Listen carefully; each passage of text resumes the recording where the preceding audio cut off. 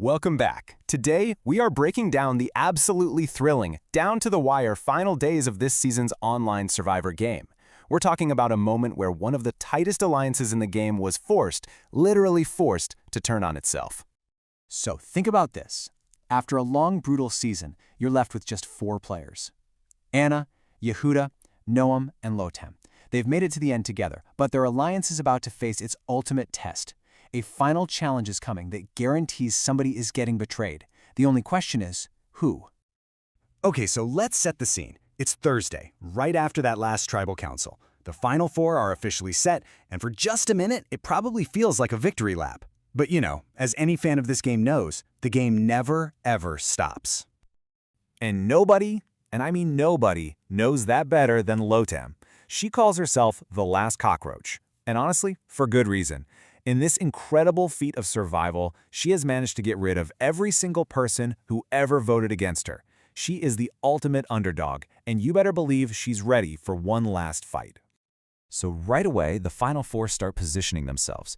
Yehuda goes straight to his number 1, Anna, and starts making his case, take me to the final 2, not Noam. Now Anna, she plays it cool, says they both deserve it, but you can see the gears are already turning. And what's really telling here is that their default plan is for one of them to have to face Lotem in a fire-making duel.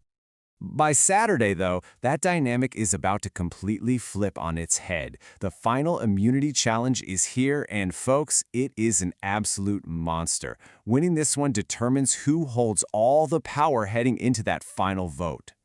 And the challenge isn't about running or swimming, it's laser chess. We're talking pure, cold strategy here. It is all about calculated moves where just one tiny mistake can end your entire game. It's kind of the perfect challenge for this Final 4. So, a random draw splits them into 2 semifinal matches. You've got Yehuda, the strategist, against Lotem, the cockroach. And then, in just a brutal twist of fate, the powerhouse allies Anna and Noam are forced to go head-to-head. There's no way around it. The alliance has to start eating its own right now. The semis actually go by pretty quick. Yehuda takes care of business against Lotem. Then, in a really tough battle, Anna manages to defeat her close ally Noam. And just like that, the stage is set for a final showdown between 2 of the game's tightest partners, Anna and Yehuda, for that one crucial final immunity. But this is not a quick match. Anna and Yehuda, 2 players who know each other's games inside and out, they go on to battle for nearly 3 hours. They are so evenly matched that they play to a complete and total strategic deadlock. Nothing's happening. Since they can't declare a winner through gameplay, they agree to something absolutely incredible. They'll leave it up to chance. A lottery, a game of chance, will decide who wins final immunity. And in a stunning turn of events, Anna's name is drawn. She wins the necklace. And just like that, she has guaranteed her spot in the final 3. And with that lottery win, Anna suddenly holds all the cards. She has an impossible decision on her hands. She has to choose one person to take with her to the end and then send the other 2 to battle it out in a do-or-die duel for that last spot. In her own words, you can just feel the immense pressure she's under. The fate of 3 other players is resting entirely on her shoulders, and she's on a deadline. This one choice is going to define her entire game. So, she's weighing her 2 main options, and it's a huge dilemma. Taking Yehuda, it feels right, He basically co-won that marathon challenge with her, so it's a gesture of loyalty. But then taking Noam was their alliance's plan all along, and he's seen as a sure thing to beat Lotem in that final duel. What do you do? But here's the twist. The jury, the people who will actually vote for a winner, they see a completely different path. From their point of view, the only correct strategic move is to take the weakest player, Lotem, to the end for an easy win. They are not thinking about loyalty or old plans. So, ultimately, Anna makes her choice. She completely defies the jury's cold-hearted logic and decides to honor the bond she forged with Yehuda during that epic 3-hour challenge. She announces she is taking Yehuda with her to the final 3. And that decision, that single decision, sets the stage for one dramatic final duel. You've got Noam, the strategic mastermind and the guy perceived to be the favorite to win the whole game, versus Lotem, the ultimate survivor, the last cockroach. Winner gets the final spot. Loser goes to the jury. And just look at the difference in how they prepare. Noam is humble, but he's diligent, using Anna's meticulous spreadsheets to study up. Latem, meanwhile, is just brimming with confidence, telling Yehuda straight up, I'm gonna beat him. And in another fascinating twist, Yehuda, who is now safe, actively helps coach Latem for her duel against their ally, Noam. I mean, what's his angle here? Is he just helping an underdog? Or is he trying to get rid of his biggest jury threat? So they face off in this tense trivia duel all about the events of the season. After a nerve-wracking back-and-forth battle, the final score is in.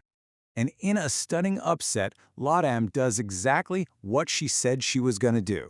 She defeats the favorite, Noam. The cockroach survives one last time, punching her ticket to the final three. And just like that, Noam, the strategic powerhouse, has been voted out. And with a lot of grace and a bit of humor, Noam heads off to become the 9th and final member of the jury, the very group that will now decide the ultimate winner of this game. And so, after all the betrayals, all the challenges, and all the shocking votes, the gauntlet is finally over. The season's official final three is set in stone. And here they are. You've got Anna, who won that final immunity and made a game-defining choice. You have Yehuda, who fought to a stalemate and was chosen out of pure loyalty. And you have Latem, the underdog, who clawed her way to the end against all odds. But of course, back at the jury villa, the analysis starts immediately. They see Anna's choice not as loyal, but as romantic, a fatal strategic error. The consensus over there is that by choosing her allies over what they saw as an easy victory against Latem, she may have just lost herself the entire game. So with Noam gone, the entire game just hits a reset button. Suddenly, our final three is Anna, Yehuda, and Latem. And for Yehuda, our strategic mastermind, this light bulb goes off. His biggest rival is out of the picture. All of a sudden, he's the new favorite to win. But look, the shock of Noam's exit, that was just the start of the chaos. Because over at the jury villa, something was about to happen. Something that had never happened before, and it was going to change the final vote completely.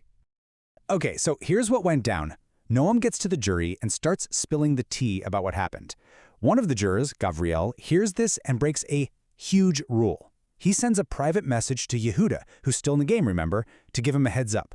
Well, production found out and they didn't hesitate. Gavriel was immediately kicked off the jury, gone. And the impact of that was immediate and massive. Gavriel wasn't just any juror. He was Yehuda's #1 supporter, a guaranteed vote. And in a split second, that vote vanished. Poof! Yehuda's whole plan for the end, thrown into complete chaos. So let's recap. A juror just got kicked out, the game is totally upended, and our final three, Anna, Yehuda, and Latem, are about to walk in and face a jury that is already fired up. The stage is set for a very, very intense final tribal council.